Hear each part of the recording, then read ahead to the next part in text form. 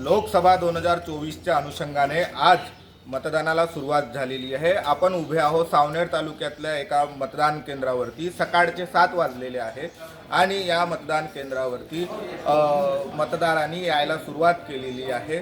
मतदार या ठिकाणी कमी प्रमाणात का होईना पण मतदानाला या ठिकाणी आलेला आहे।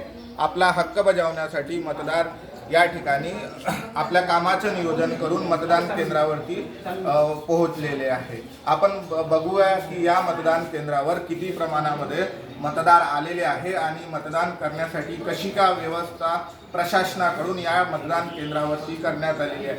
आपण बघू शकता की या ठिकाणी सकाळचे 7 वाजलेले आहे आणि मतदार जे आहे तो आपला हक्क या ठिकाणी बजावण्यासाठी मतदान केंद्रावरती आलेले आहे। मतदानाची जी प्रारंभिक प्रक्रिया आहे ती पूर्ण झालेली आहे।